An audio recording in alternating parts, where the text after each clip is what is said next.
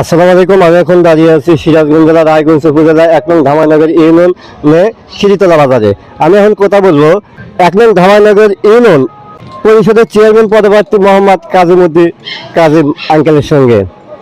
আসসালামু আলাইকুম। ওয়ালাইকুম আসসালাম। জনাব, জনগণের দুর্ভোগ এড়াতে ইউনিয়নবাসীর জন্য কি ধরনের সেবা প্রদান করবেন আপনি, তা যদি আমাদেরকে একটু জানাতেন। বিসমিল্লাহির রহমানির রহিম। আমি ধামানগর ইউনিয়নবাসীকে আমার অন্তরের অন্তঃস্থ থেকে শুভেচ্ছা এবং অভিনন্দন। আগামী দিনে আমি চেয়ারম্যান, ধামানগর ইউনিয়ন পরিষদের চেয়ারম্যান পদপ্রার্থী।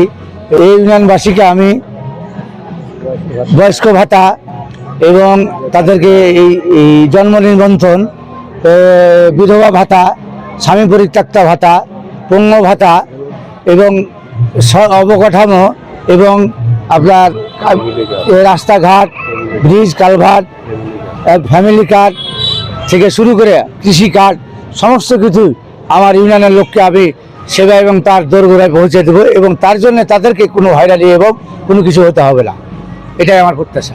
জনাব, মাদক সন্ত্রাস চাঁদাবাজি দমনের বিরুদ্ধে কি পদক্ষেপ নেবেন আপনি?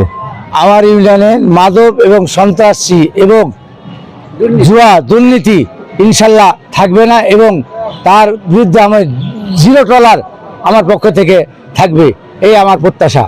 ১ নং ধামাইনগর ইউনিয়নবাসী ভোটারদের প্রতি কতটুকু আপনি আশাবাদী, এই বিষয়ে যদি একটু জানাতেন।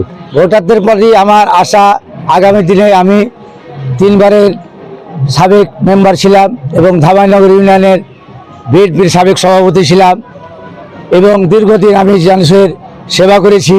সেই হিসাবে আমার ধামাইনগর ইউনিয়নবাসীর কাছে আমার এই প্রত্যাশা যে ধামাইনগর ইউনিয়নবাসী আমাকে স্বতঃস্ফূর্তভাবে নির্বাচিত করবে এবং ভোট দেবে, এটাই আমার ধামাইনগর ইউনিয়নবাসীর কাছে আশা এবং প্রত্যাশা।